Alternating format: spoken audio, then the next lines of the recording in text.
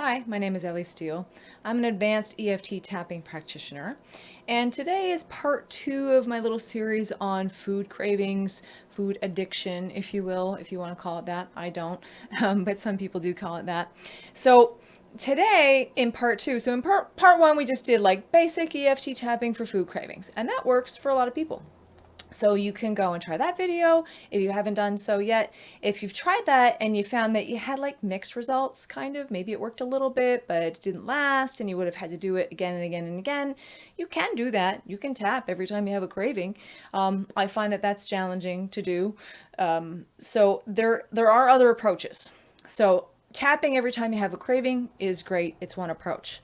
And if you can get yourself to tap every time you have a craving, fine. Chances are there'll be times where you just won't tap and you'll just eat the food. And that's fine. If that happens, tap while you eat. Okay? So there's no judgment on this. It's just like learn how to manage your energy system and your emotions relative to food and master that stuff. And it just takes time and unpacking all the different elements of this. So in this part 2, we're going to talk specifically about emotional eating. Okay? So when you know that you're eating something because of an emotion.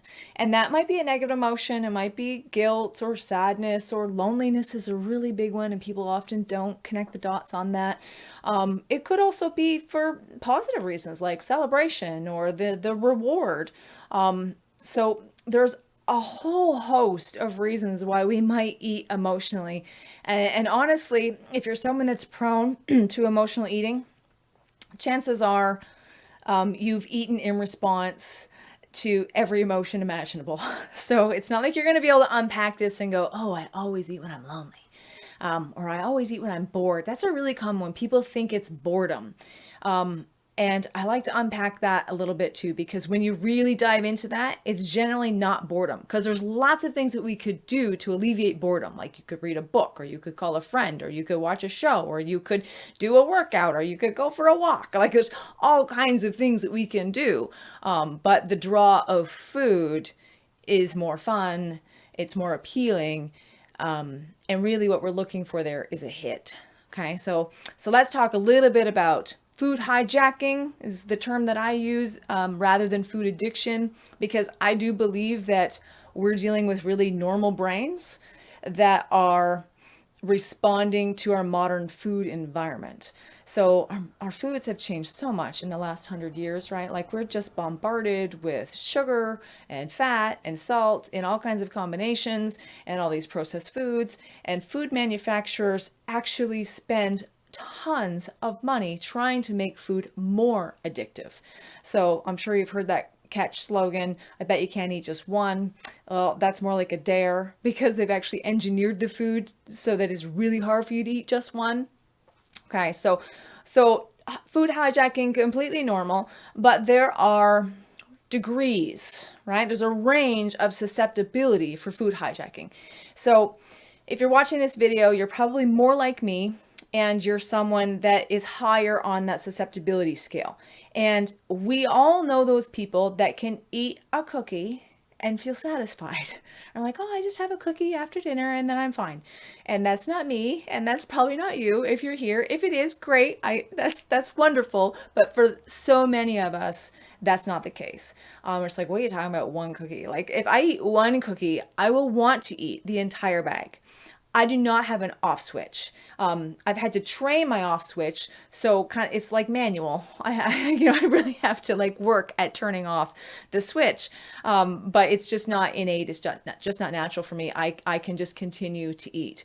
I don't have that, and there's different reasons for that, and a lot of that can be genetic. Like there actually are genes that control that off switch. So how much of it is genetic? How much of it is what we call epigenetic? So there's this saying that genes loads the gun, but lifestyle pulls the trigger. So the lifestyle factors are certainly diet, exercise, rest, sleep. Our ability to manage stress and emotions is huge. So our emotional states actually have an impact on our genes. All of these things have an impact on whether our genes express or not. So genes are just a blueprint. They have to actually get signals in order to to be expressed. So for them to be working, let's say, okay? So we can shift that a little bit, and also that those previous experiences, like in particular the experiences we had when we were growing up and learning about food and what we were observing in our family, those things contribute to epigenetics, and how our genes express themselves. So, and you could dive into the rabbit's hole on that stuff because it's really fascinating and interesting. There's all kinds of really neat ideas and theories about that.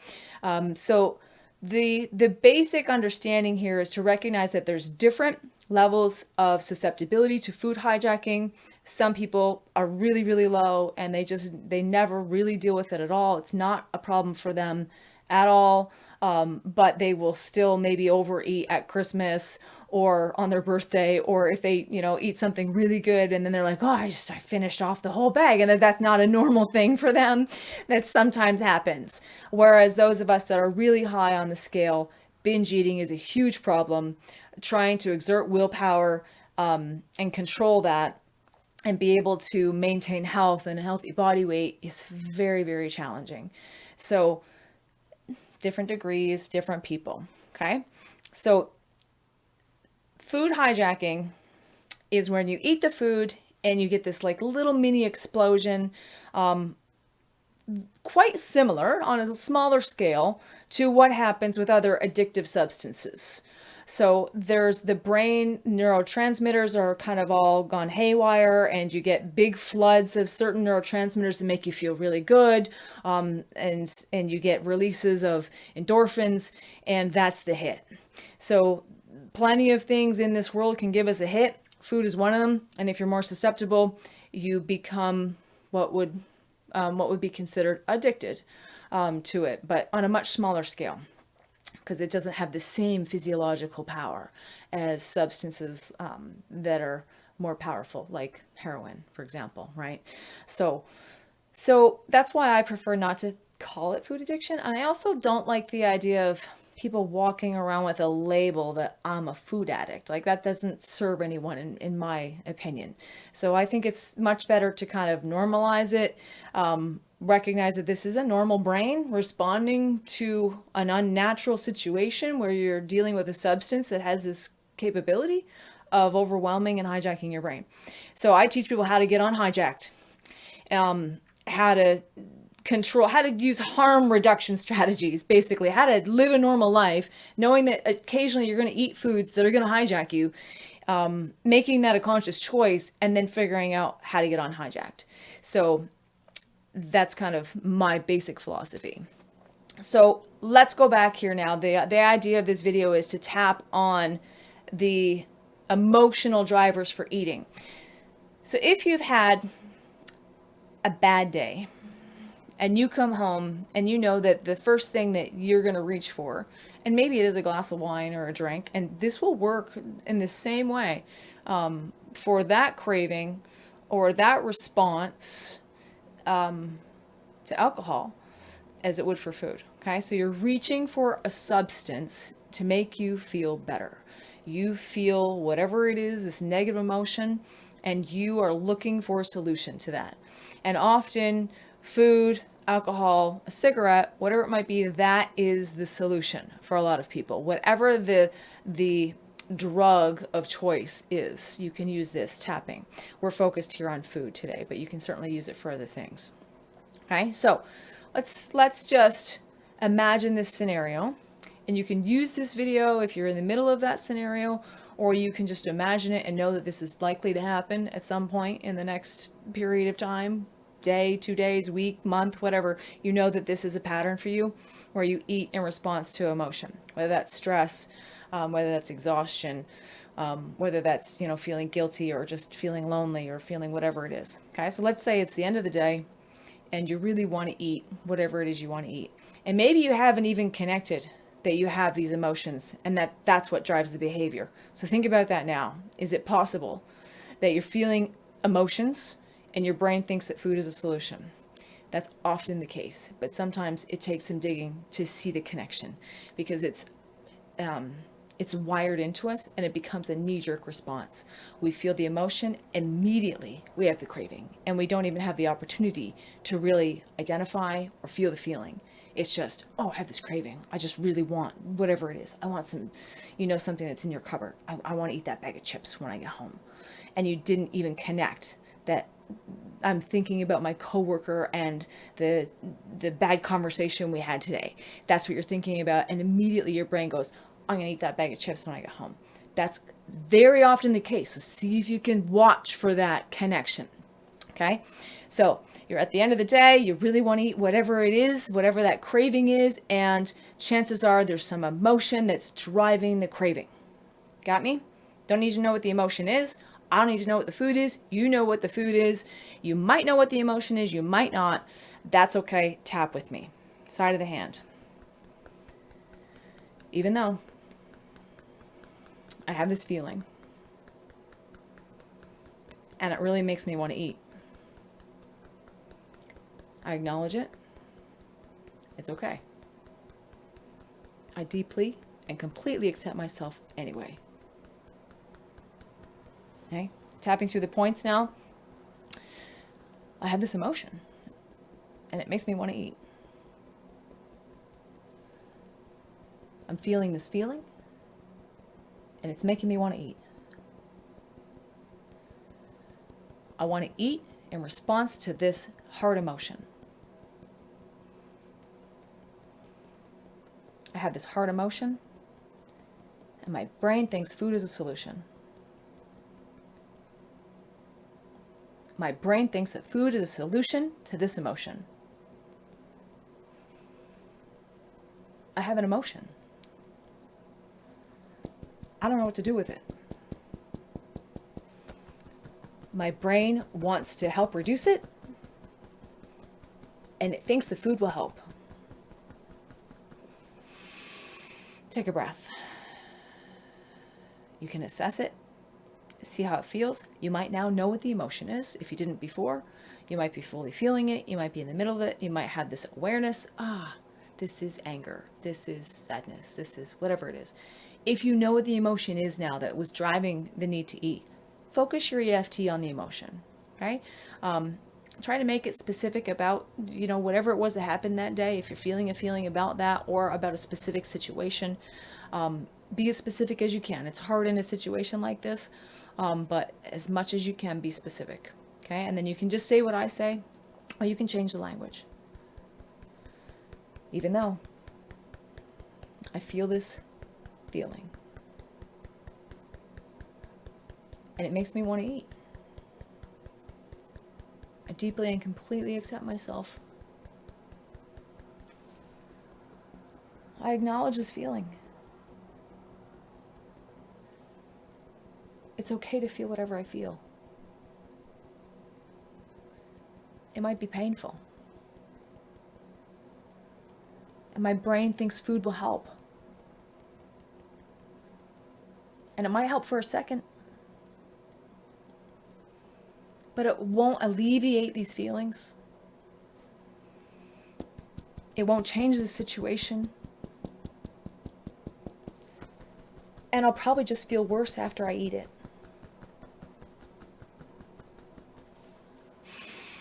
Take another big breath. Just tune in, see what's happening for you.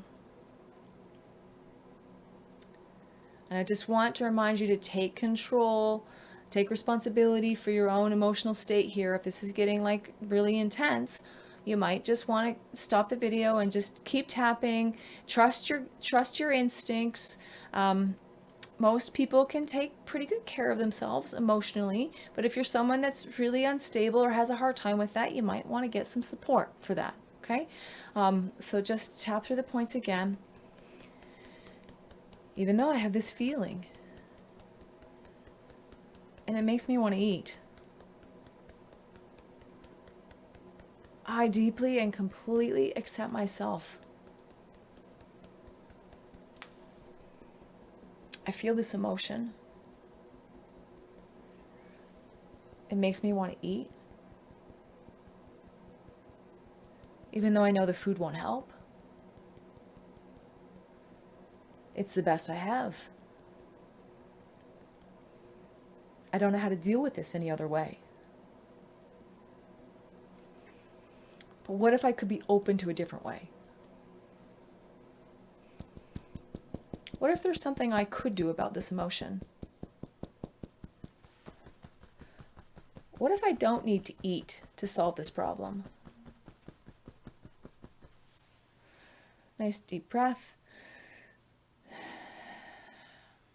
Okay, I'm going to lead you through one more round. You can always go back and tap some more on this. You can stop the video, keep tapping on whatever you find. It's really hard to mess this up. Just keep tapping and breathing if you don't know what to say.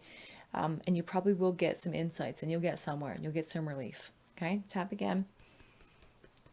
Even though I still have some of this emotion left that's making me want to eat,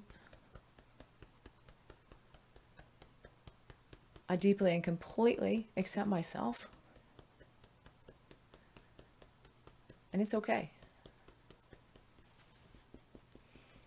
I recognize that this emotion is making me want to eat. This emotion makes me want to eat. This emotion makes me want to eat. Eating this emotion isn't going to help. It's only going to pile on more emotions. Is there something I can genuinely do to help this feeling? What else can I do about this emotion? Eating this isn't going to help.